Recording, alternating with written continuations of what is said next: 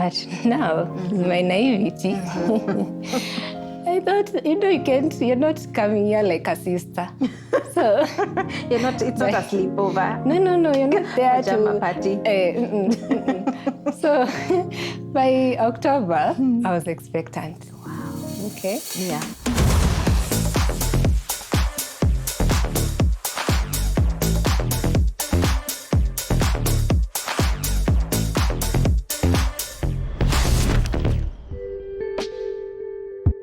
Hey wonderful people, welcome to Being Kambua. My name is Kambua and I'm so glad that you are here today. As I have been telling you since the beginning of Being Kambua, I get to meet such amazing people who I think are extremely brave in sharing their stories and how they've just navigated things that they never imagined that they would have to deal with in life. But you know, that's what life is. It's so unpredictable and you just have to keep rolling with the punches. If this is a new place for you, karibu sana. Being Kambua is a safe space where we get to talk conversations around motherhood, conversations that are uncomfortable, that are sometimes painful, but altogether a place where we can heal, we can grow, and we can learn how to hold space for one another.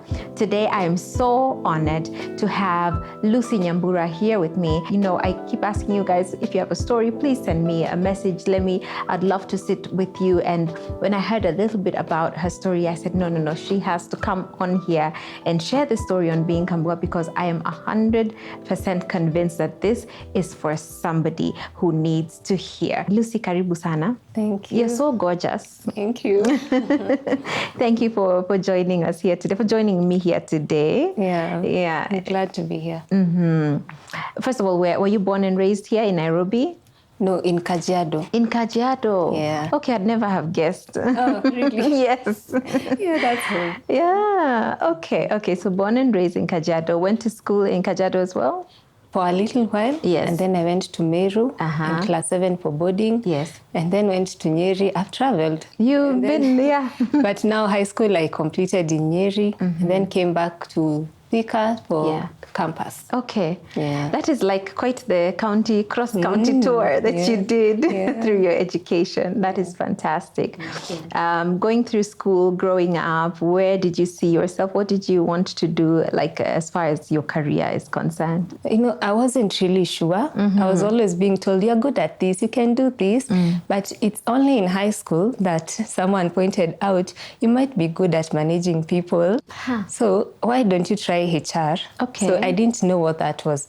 I found out in campus. I chose it, yes, but I went ahead in campus. I found it there and I was like, yeah, I like this. Yes. So I think that's where I stayed. Okay. HR. Where did you study in campus? JQuat. Okay. So you studied HR. Yes. And is that what you continued on to do? I never really practiced it because, well, circumstances. COVID came with a lot of things. Yes, it did. Yeah, but I didn't really practice it, but I went on to do online things that kind of involved that too. Yes. Maybe a little bit. Okay. That's good. It's nice to kind of just get a feel of who you are professionally, educational background and all of that. But I want to bring you now into the motherhood conversation. Tell me when you were introduced into motherhood and how that came about. So in COVID time, that's 2020, we were not in school. I was supposed to be in my final year, but we didn't go back that year. We were all at home. Yeah. So things got a little bit tough and I decided, let me learn a skill, at least to be independent because I'm not doing anything at home. So I called my boyfriend and I told him now, because he was working an 8 to 5 job and I didn't have a laptop. I needed a laptop for online, you know, online things, internet. Yeah. So because I didn't have any of that, I told him, okay, now I'll come, you teach me. Okay. And as you are working during the day, at least I'll get to practice with your equipment without really hindering what you'd want to do with it. So that's what happened. I came, it was in September 2020. Yeah. But now, my naivety, I thought, you're not coming here like a sister. So it's not a sleepover. No, you're not there. Pajama party. So by October, I was expectant. Wow. Okay. Yeah.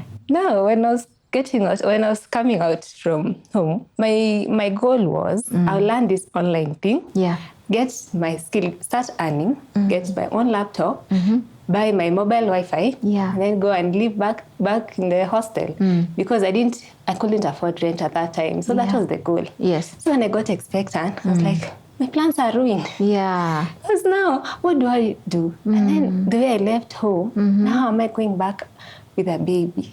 Wow. So now I was scared. Did you tell him? Yes, he knew. Yeah. He knew.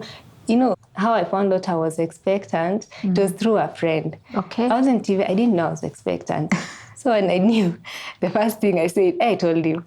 But he was okay with it. He was like, fine. Let me backtrack. Through a friend. How? Yes. Tell us about that. Now this friend, she was in a funny relationship with this guy. Now, when she came, she was really scared because she didn't want to become pregnant by him. So she was like, okay, I need to test, but I don't have the courage to. Okay. So I was telling her, okay, it's fine. Only that, let's test. I'll help you. Let me encourage you, you'll be okay. She tested, she was negative. Me, hey, oh my goodness, the shock that I got. I was always fainting in that bathroom. I could not believe it. I tested 3 times. Oh my God. I was sure this test is the one that is the problem. It has a problem. It can't be. Gosh, I need the naivety. Ay. Okay. So now when he came, he found a different person. Yeah. Like, now you know what? I'm expectant. And I was like, okay, it's okay. Yeah. Like, where? How? It's not okay. I'm not going back with this baby. How will I tell my people now? And it's so funny because what did I really expect? Yeah. Because really. So, you are young and naive. Yes. When I discovered I was expectant, the first thing that came to my mind is that I need to get rid of it. Okay. For me, I saw this as a problem that needs to be solved. Yes. There was nothing in me that ever, I was not convinced otherwise. He tried. We were fighting for a month. It's like, he knows it's wrong. It's like, but now I'm okay with it. What's the problem? Yeah. But me, I'm like, no. I'm not keeping this. I'm not. Yeah. So what I did, I went and surveyed the clinics, the local clinics. Yes. I asked, so how much for this procedure? And they told me for a complete one, you need 7,000. What do you mean by complete? Is there an incomplete one? Yeah, the pills, apparently, the pills that they will give you, it goes with the price. They're minting off you. So they're making money off you. So maybe they won't give you the full dose. Okay. So it won't be complete. So they were saying for a complete abortion, you need 7,000. Okay. So, he was already he had taken his stand. He's like, I'm not for this. So me, I was like, fine then. I won't even tell you when I'm going to do it. So I was already earning by that time. I'd already learned the skill. Okay. So I saved up enough money and then I went. I went there. And then even the one who was giving me that pill was asking me, is the man ready to support? Yeah. I'm saying yes. Then what's the problem? I told him, I don't want it.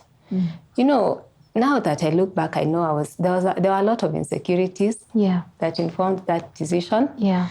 But at that time, I didn't care. First, my heart was very hard. I didn't care. Yeah. So that day I went. And then when I'm going, I'm telling God, please don't let me die. The irony. I took the pill. I went back home. Yeah. I took it there. One pill I was supposed to take it there. Yes. And then after 3 days, I take another one. Okay. So I did that. On Sunday was the time I was supposed to take the second pill, the one that you put under your tongue. Okay. So I started bleeding immediately. And that time, I didn't know how suspiciously I was behaving. He told me later. That pill was in the bag. So that bag was not leaving my arm. I was going with it everywhere. I could not, I was committed. I did not want anything to mess this up. Yes. But now he was already observing me and he was looking at me. Yeah. And because we have been all the time, everyone is on this, I'm on this side, he's on that side. Yes. So I think he started joining 1 and 2. Oh, okay. So you hadn't told him that you've gone to get these pills? No, I did not tell him. I did not tell him. My plan was, once it's done, I'll tell him I've miscarried. Okay. So then I took that pill and I started bleeding. Yeah. We were living in a bedsitter. So I rushed to the loo. It's just there. So I rushed there. Yeah. Now, when he saw what is happening, when I was in the loo, now at least I let go of the bag. Okay. So now he went into the bag and so I Googled and was like, okay, this is what you've done. Yeah. okay.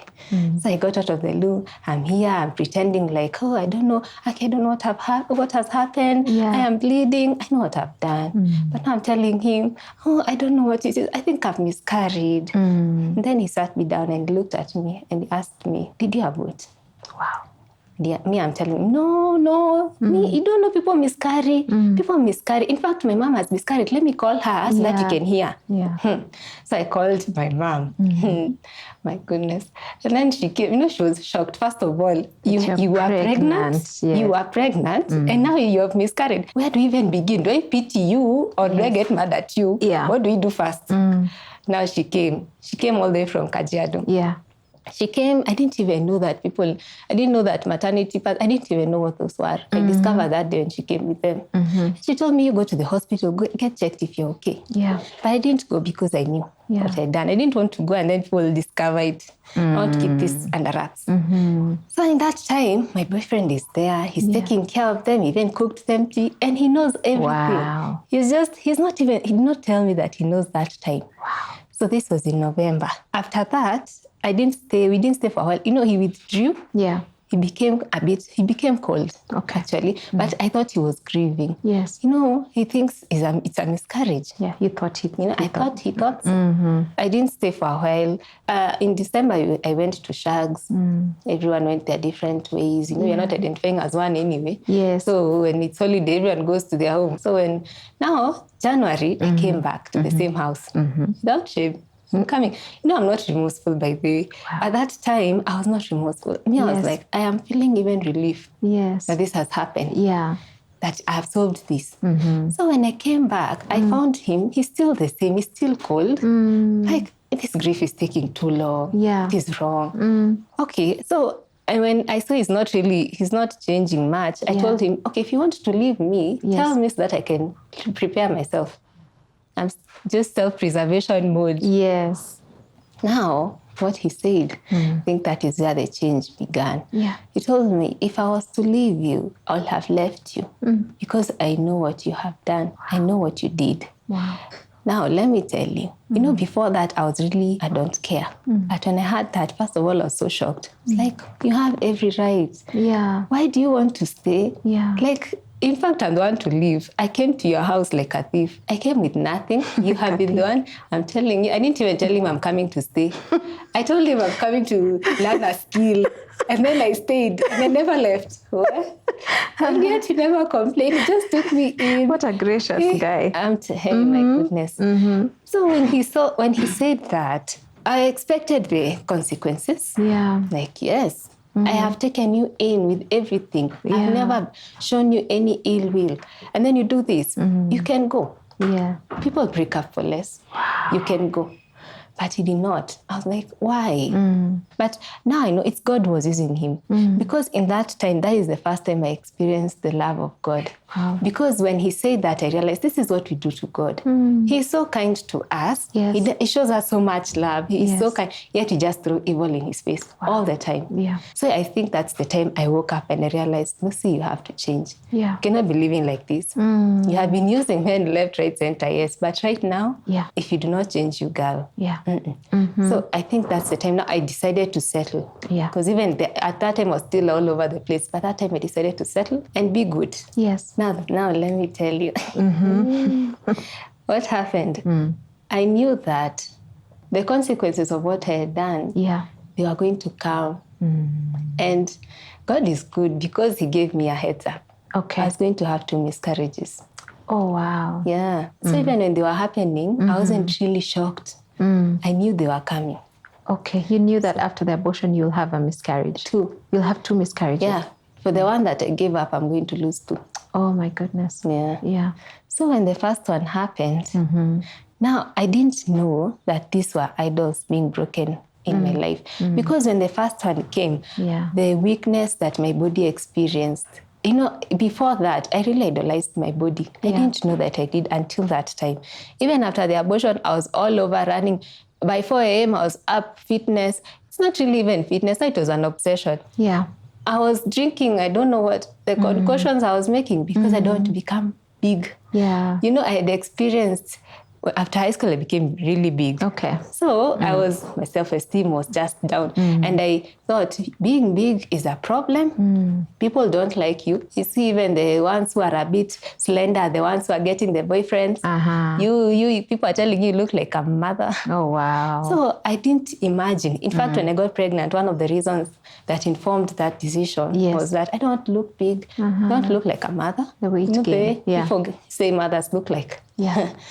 So when the first miscarriage happened, my body was so weak. I couldn't even climb one flight of stairs. Yeah. And I couldn't exercise. This had been my go-to all the time. So that's when I realized. And then my body didn't have a cushion even to hold a baby. Yeah. It had been abused terribly. After the abortion? Not after the abortion, by the exercises I was doing. Oh, by the exercises. Yeah, okay. My knees were even aching. Oh my that goodness. time. That is how hard I was riding that body. Wow. Yeah. So I didn't know, but when I realized that, in those miscarriages, yes, there were consequences, but I saw all I was seeing was the mercy of God, because I was learning and relearning things that I didn't know I needed to learn.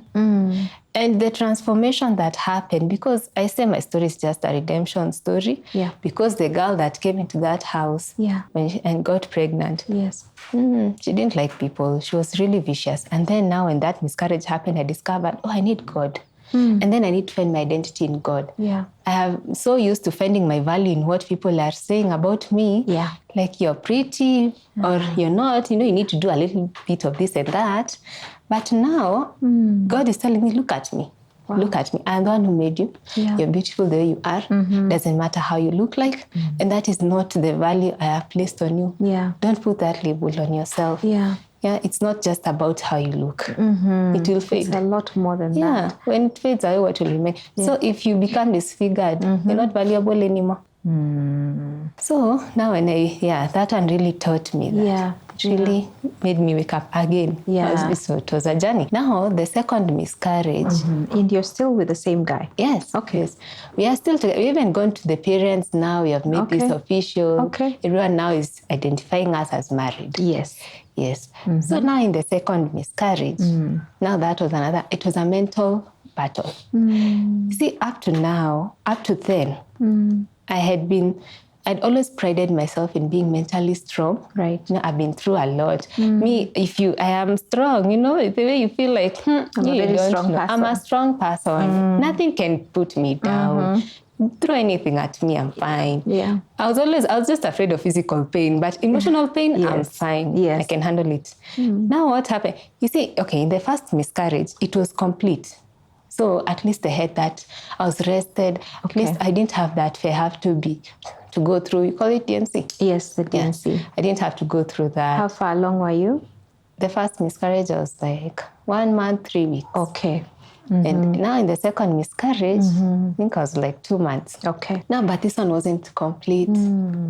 So now I realized, I'm not so strong. Wow. Because now I got scared. Yeah. Got scared. I didn't want to go through DNC. I was afraid of it. Didn't want to go through it. So I was like, hey, God, now you have to do something. Now this time I'm praying honestly. Yes. Before I was holding on to you physically, but right now, hey, you need to come now. Yeah.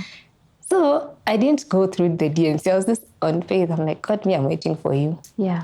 And after 3 weeks, it cleared. So now my faith grew. My confidence even in God grew. Yes. Like, so I can pray and you can hear me. Oh, okay. So this is a relationship here now. We are talking. Oh, that's good. At least now I know. Yes. So even when I pray next time, I know you hear. I can always go back to that. Yes. Hey, thank you. Okay. So now I go now I'm in there. This is like now the birth of my son now. Yes. Now, this one, I dreamt that I was holding a baby before I conceived him. Okay. So that's when I knew, now it was confirmed. Yeah. It's done. The wrath has passed. So the one that comes is going to stay. Yes. And so when I conceived, I was like, yes, I am confident. My body is even feeling strong. I'm good. But now in that journey of that pregnancy, I started bleeding. I started experiencing the same symptoms that I was experiencing when I was about to miscarry. Oh dear. And at that time, I was about 4 months. So I started doubting God. Like, God, you lie. When you lie, like, why am I about to miscarry? Am I about to miscarry? Wow. Like, what is happening? So I was really scared. I didn't even go to that checkup. I was like, okay, if it's going to happen, let it happen. Just stayed in bed. I was not getting out of that bed. And I was wondering now what will even the testimony be. Yes. I've told my friends, I'm telling them, you guys don't do this. This thing will come and backfire on you. If you discover you're pregnant, just trust God. Yeah. Just don't add on another thing. Just I was always telling people here. Yeah. And then I'm telling them, okay, these are the consequences, but now, the other one, this one, I'm going to be fine. Then I'm bleeding. Like, now what do I even tell people? Oh, wow. So I was really afraid of going for that checkup, but I bled for a while. So I just decided, let me just go. Let me just confirm it's gone. Yes. So I went. We weren't even talking. Now my husband now. Yes. We weren't even talking. That car, we were just silent. So I went, I got the scan. I'm lying on that bed. I was scared. Yes. So when the one who was doing that scan, when he was checking, I looked at that monitor. I could see a baby kicking legs. Seeing a baby is moving, is playing. Wow. I could not believe. I was looking at my stomach. I'm looking at that monitor. Is that mine? Is that mine? Are you doing something funny? Is that me? I could not believe it. I was like, this baby is here. Wow. He's alive. So in fact, I was so ashamed. I was like, why did you doubt? Yeah. It's like, that conviction. Like, why were you doubting? Why did you doubt me? Yeah. So I was very happy, but now the one was doing that ultrasound told me, okay, the baby is here, but now your cervix is open. Oh, wow. So that is why I was bleeding. Yes. So the person advised, now what you'll do, you'll need to come back for a stitch. Okay, yes. Cervical stitch. So they gave me some medication, 1 week bed rest, and then I come back. Yes. So I decided, I didn't care. I was like, yes, as long as the baby's alive, that's all I need to do. It's okay. It's fine. Yeah. So I came back after 2 weeks because there were some issues. The gynecologist was not there. What. I came back after 2 weeks. Yeah. So when I came back, the gynecologist was like, okay, I need you to do another scan. I just want to confirm. At that time, I was just like, you're wasting time. Just let's do this. Yeah. Like, why do we need another scan? Okay, fine then. Let's go. So we went and did another scan. And then when we were going, I was joking to my husband, not if you find the cervix is closed. Oh, wow. Yeah. And then we went and did the scan. Yes. And wow, the cervix is closed. Wow. Like, hey. A miracle. Yeah. Hey, my goodness. I was happy. I was like, hey, me and God, we are together like this. I'm sitting in his court. Yes. I'm the chosen one. I'm his favorite child. I am the favorite one. Everyone will hear this. Yes. Hey. So, even that one it was a different person doing that scan. Like, hey, this baby, even it has closed, you'll carry this baby to town. Congratulations. Just go home. Don't strain. You'll be fine. He went home excited. Yes. Now, but I don't remember what month that was. But now, the following year, February. Yes. We are going to take my sister-in-law to school from 1. Yes. So we went, there. Me, I'm fine. I'm only 28 weeks. Okay. So I'm not expecting anything. I've not even bought baby's clothes. Right. It's still early. Yeah. So we went. And now we were going. That morning I was experiencing some pain. But I don't know what labor pains feel like. I just, I'm okay. I'll just need to rest. Yeah. Now throughout that day, that pain became stronger and stronger. At 1 p.m., I went to the washrooms. I discovered I was bleeding. Wow. So I didn't know that this is dangerous or what. I just thought I've really strained. I shouldn't be traveling this much. This has been a high-risk pregnancy. Yeah. But now at 5 p.m., I went back. Let me tell you, I went in walking. I came back. I came out crawling. Oh, my goodness. I was in so much pain. Yeah. I couldn't walk 5 minutes. I was just...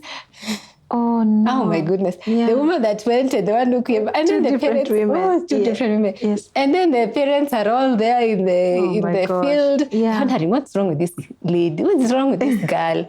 What's wrong with her? The baby is still small. Yes. So you don't expect that I'm in labor.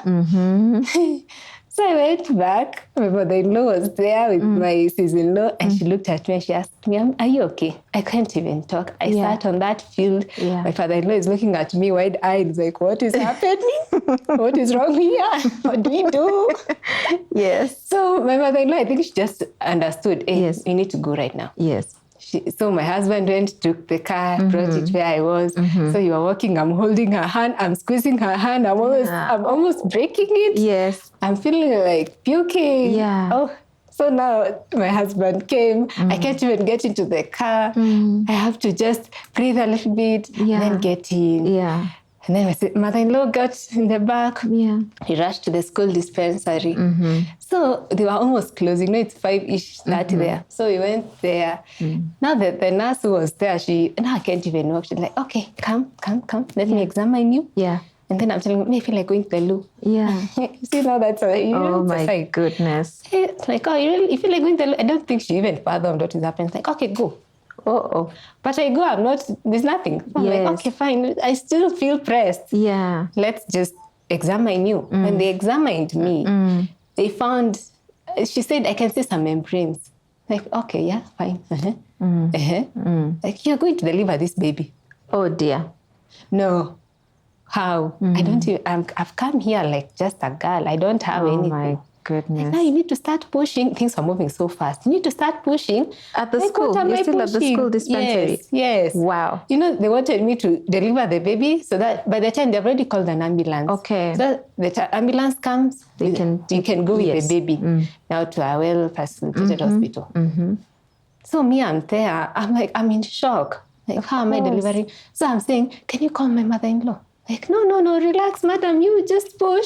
You'll be fine. Just push. I'm like, can you put on music? I'm looking for anything to just hold me in that moment. Like, can you bring my phone? I can listen to music. No. Oh my goodness. What is the problem? You just push. Oh my goodness. Yeah. So I'm there. I'm trying to push. Hey. It was funny. Yeah. It was surreal, by the way. Yeah. And they're there, they are just poking me. I don't know what drip they were putting on me. I don't know. But eventually I succeeded. It was a struggle, but I broke the water. Wow. At least now it got to a point the water to even break the water for me. Then it was like, at least I like, hey, okay, let me just try. I'll try really hard. Yes. And then I managed at least. Now when the water broke, the labor pains ended. Wow. There and then I was so relieved. Yeah. I was even laughing. Yeah. Just stories there. You know, how are you? Who are you? Okay. You see, no, the ambulance came at 7, so it took a while. Wow. Yes. There was a lot of things happening. Yes. It was KNH, the one in Ubaya. Okay. So it came. This was the first time I was riding in an ambulance. Yeah. Just looking at myself in this hospital gown, like, things changed. So we got into that. And before that ambulance came, but they were insisting, so we can just go with our personal car. What's the problem? Like, no, you just wait for the ambulance. Okay. Fine, we waited for the ambulance. Yeah. So we went very fast. We arrived. Then they started examining me. They checked how far I dilated. I dilated 6 centimeters. Yes. So But now the baby is now getting tired. Yeah. So, and I was bleeding a lot, profusely. So now they're trying to understand this baby, how far along are you? We don't even remember. We're all shocked. Our eyes are just wide. Yes. We're just looking at each other. It's like, this is happening now. Okay, so now we just tried to figure it out. But yes, it was 28 weeks. We confirmed later it was 28 weeks. Yes. So they just wrote me for CS. This is CS. There's nothing else. You just have to go through CS. Yeah. So I got to the theater at around 9. 9 p.m. I was outside the theater. They were preparing the room. Yeah. And then the labor pains came back. Oh dear. When I was outside there. Now I was feeling waves of pain. I'm feeling like I'm in and out of consciousness. Yes. Can't fathom anything. So now we got into the theater. Now when I'm there, I'm telling them, I feel like pushing. Yeah. Then they're like, no, madam, relax. We are going to take care of you. No, you just relax. Be easy. Yeah. But I want to push. I'm like, listen to us. We are the doctors. Yeah. So I was lying on my side. I insisted. I was disturbing them. They were just seeing this nuisance of a woman here. So they told me, okay, fine. Now one lady doctor's like, if she wants to push, let her push. Oh dear. Stay well, let me examine you. Then she examined me. She was like, I can even see the legs. Oh my goodness. No, it was a breech baby. Yeah. It was a breech delivery, not stand. Yeah. I can even see the legs. Okay, now start pushing. My goodness, the roller coaster. Oh dear. Now I can push. So I started pushing. Yes. You see, now these things are hard because you're not used to. First, a rich baby. Yeah. It's just difficult. It's a difficult delivery. I was running away in that bed. You know, that bed is tiny. Yeah. So I'm almost falling over on the other end. I'm like, come back. Where are you going? I'm back here. Extend his well. But we managed finally. It took a while. Yeah. Now they had to help me too, because now the baby's head got stuck. Yes. So now they pulled that baby out. You see, now that delivery gave the baby some injuries. Yeah. But I'll get there. So now when I saw the baby was slumped over. I didn't even get to see the face. Okay. It was slumped over just like that. But I was just like, the baby was tired. Yeah, he was tired. He didn't even cry. It took 10 minutes to bring him back. So I was just excited, like, I've delivered a baby. Wow. Me now. Just feeling high. Wow. Now they got me out of the theater. They did the necessary. Yeah. And then the baby was taken to the NICU. Yes. But I didn't know any of that at that time. So I was just lying there. They made a bed for me. I was taken to the ward. Yeah. So there, I was feeling, I was strong. I was walking around there like I'm the matron, greeting people. Hey, you're now on top of things. I'm on top of things. Things are okay. People even asking me, you've delivered today? Yeah, yes. Me, I'm fine. Yeah. Now they told me, now at 3 a.m., because we used to wake up every 3 hours to go and feed the babies. So they were telling me, now you sleep, you won't come for the 12 a.m. feed. Okay. You come at 3 a.m. Yeah. Okay, I'm like, fine. I don't even know where we are going. But okay, 3 a.m., someone woke me up. I went and saw the baby. I was shocked. Yeah. The baby had tubes everywhere. Yeah. He had this big pipe on his nose called CPAP. It's supposed to bring pressured air to the lungs that the lungs don't collapse. They need to be supported. His legs were swollen. You know, that delivery really injured him. So now that began another journey. And that first day when I looked at that baby, I examined him, and then I saw his shoulders. Yeah. When I saw his shoulders, I was like, this baby is going to live. Yeah. I saw strength in those shoulders. I was like, okay, we are going to be okay. We'll be fine. Yeah. I went back. My baby was the most critical in that time with another mother's baby, though that baby was full-term but came with complications. Yeah. So for a preterm baby, mine was the most critical. And now the nurses were telling me, now you know this is 50-50 because you see the circumstances that this baby came through. Even breathing is a problem. We are always struggling. We are trying to keep this baby alive. We can't even rest.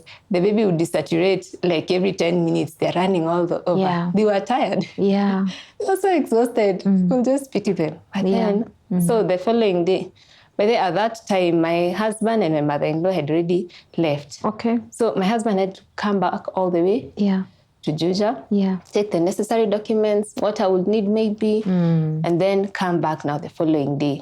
So even when he was going, when I got out of the delivery room, I called him. I expected them there. You know, they thought it's going to be a CS, it's going to take a while. But in 20 minutes, we were done. They're like, the baby's here. The baby is here. I was like, where are you? I'm calling, why did you leave? Wow. And it's like, I'm delivered. Wow. What? Yes, all the details I gave him. Yeah, baby was 1.3 kgs. Yes. So he came back the following day. He saw the baby. So at that time, I think I was just going through the motions. I was learning. I'm being told, okay, every 3 hours, come here. Set an alarm. Yes, come and express milk. I didn't have milk that time. So it took me 3 days. By that time, I was praying. I was like, God, I need a miracle. What will I do? This baby needs milk. And he needs it, at least he can maybe grow and get out of this state. Add some few kgs that can be stronger, you know. So I'm like, this milk, I need this milk to come like yesterday. I was trying. And then when the first drop came, hey, my goodness. You know, there are things that you think are just normal. Yes. You think it just comes naturally. Automatically, Wait until you're there, you're struggling, even that drop. Yes. And then it's so thick, it's not even getting out of that cup. Yes. You're trying to just do this, it's like, but it's here. We have milk, it's fine. Hey, so at least the milk came. I was so grateful.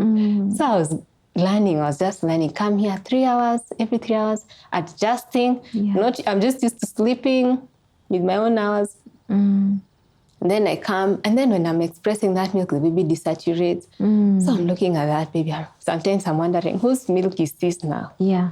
Are we together? Are we here? Are we staying together? Yeah. But I think I always say it was the hardest journey, but it was the best spiritually. Yeah. Because I think I really learned how to pray there. And when I'm saying I learned how to pray, my prayer was the word God. Yeah. I didn't have the energy to say, God, now, God, please, this is like God. Just God. And then I'll see, okay, the oxygen levels are back up.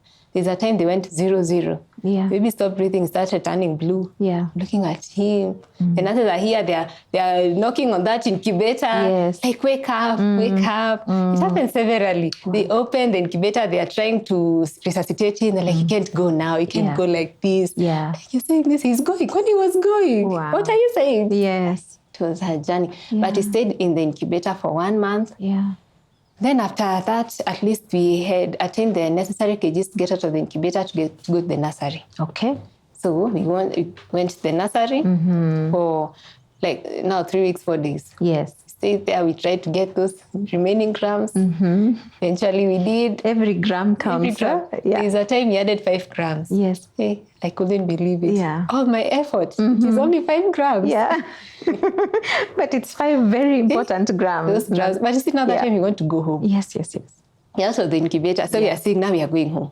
Hey, and then it's taking too long. But it was like, okay, as long as you're adding, just don't drop. Yes. Don't remain there, just add. Yes. It's okay, we'll get out of here. So, yeah, so. Did baby drop after, because I know many times babies drop when they're born. Did he drop? Yeah, he dropped. From the 1.3 he went down? Yes. Yeah. Less than a kg. Yeah. Yeah, they weren't really measuring him because he had too many tubes. Yeah. And then he needed to be transfused. Yeah. He went through blood transfusion 2 times.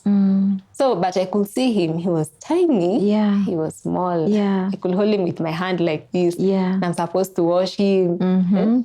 Like, how do I do this? And that diaper is like a dress. Yes. It's getting all, hey, my goodness. Those things. Yeah, you know, the journey of a preterm mom is it's a journey no one can prepare you for, right? You know, and I feel like there's also a lot of trauma that comes through that because it's your first baby, you know, like in your case, the first baby. So this is how you're being introduced to motherhood. This baby is so tiny, you can hold this baby like this. So fragile, you're scared. You're like, I might break the baby. The baby is less than a kg. I'm struggling to breastfeed. It's so much. How did you manage to process that and to work through that? That granted that, okay, Lucy is a strong person, but this was a situation that, to be honest, is beyond anybody.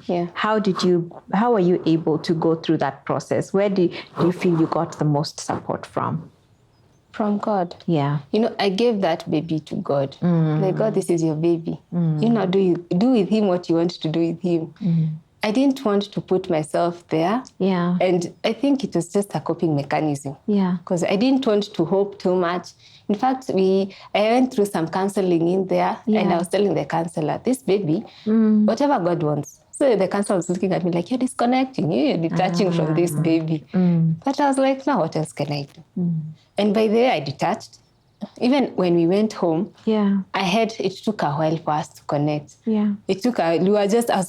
We were looking at each other. Yeah. Okay, I breastfeed, you're crying, I breastfeed you. You're changing, okay, I change you. Yes. Fine, just going through the emotions. Yeah. But I didn't involve myself emotionally.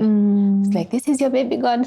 I'm a vessel. Yeah. You're just using me, whatever you decide. So if it goes sideways, I'll be okay.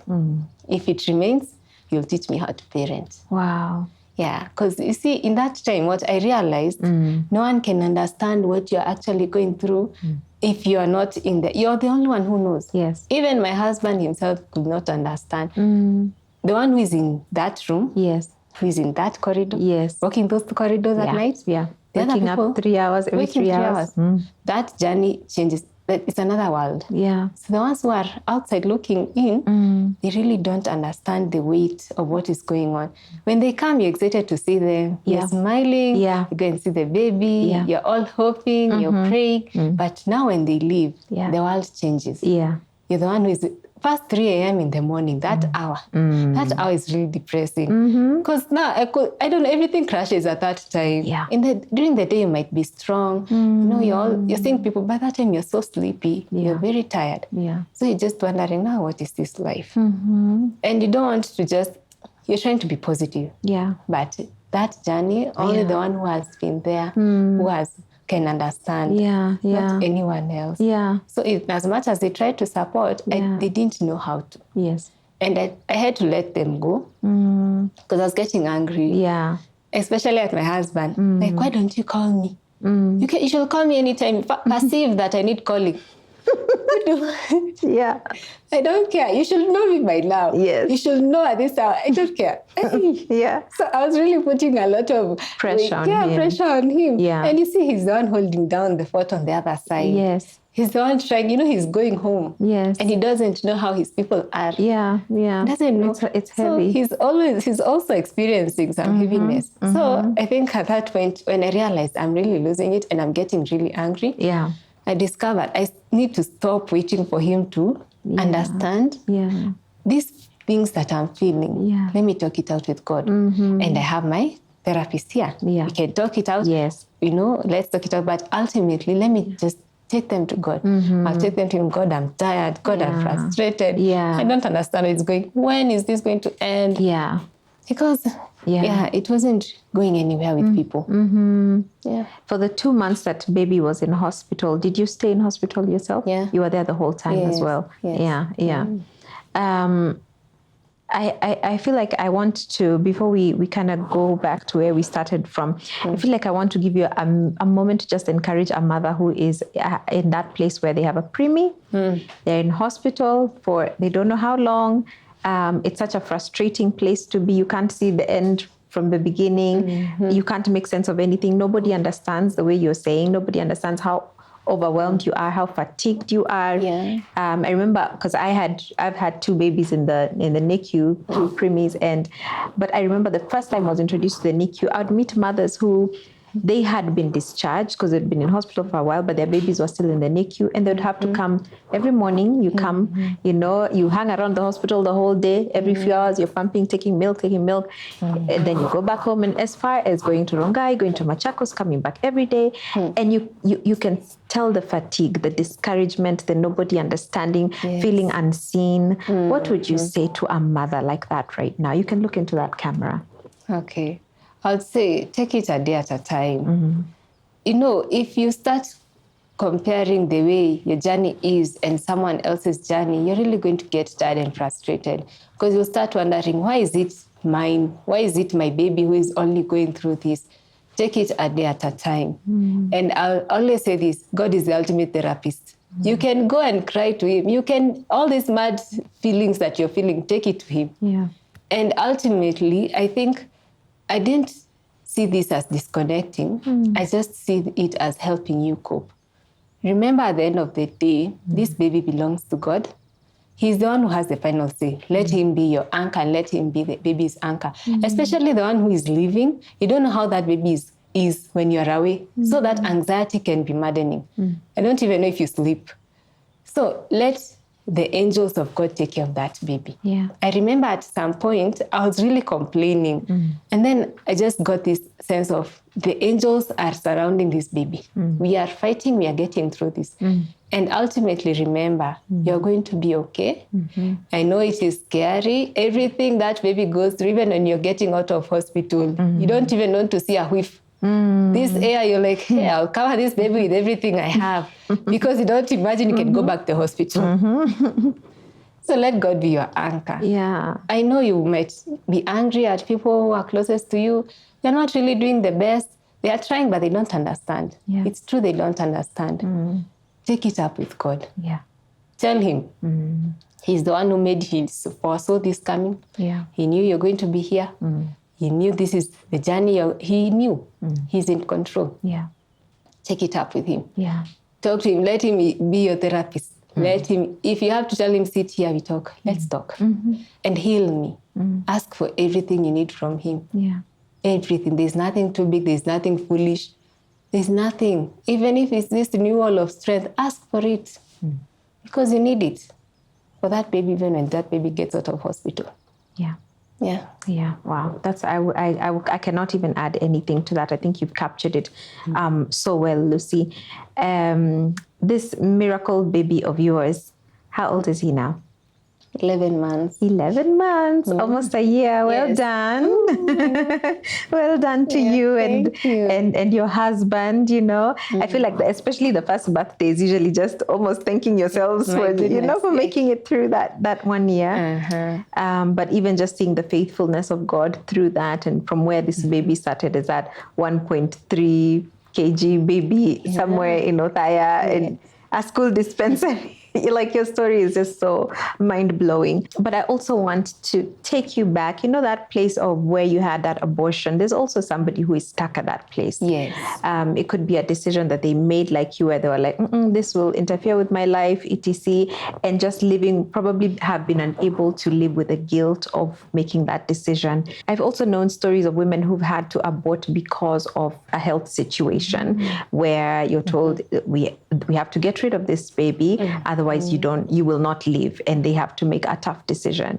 And I feel like it's one of those decisions where women, we don't speak about it enough, just the living with that decision and just how crippling it can be for you. So whether it was a mistake, whether it was medical, whatever it was, but you're at that place where you're like, I don't know how to move forward after having made this decision, what would you say to that person?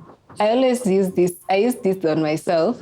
When you ask for forgiveness, God forgives you. But when you refuse to take that forgiveness, this is what you're doing. I'm bringing you a gift. And then you're telling me, are you sure? No, are you sure? Like, yes, I brought you a gift. Take it. Like, no, but no. Even me, I'll get angry. It's like, what is wrong with you? Take it. Take it. Let me tell you. There's nothing that is too big that you have done. You can go back to the Bible. People murdered. People did every abominable thing. And you can see God even testified about them later. I was like, this one is my friend. You see, like David, this one is my friend. Look at the Samsons. Whatever you did, let it not define you. Yeah. Own it. I did this. You can maybe even look, introspect. Why did I do it? What was happening if it was a choice? Was it fear? What insecurities were driving me? And then if you discover that, then still take it up with God. Ask, heal me. I'm afraid. This is why I did this. I didn't feel capable to take care of a child. Why? Maybe because of my past.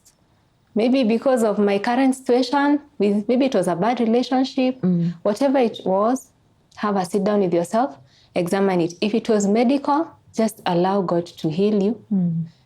This decision, sometimes it was taken away from you. In that case, it was taken away from you. And maybe you always think about it. What if? Maybe, what if? Yeah. You cannot go back. You cannot. And you're the one who is keeping yourself there.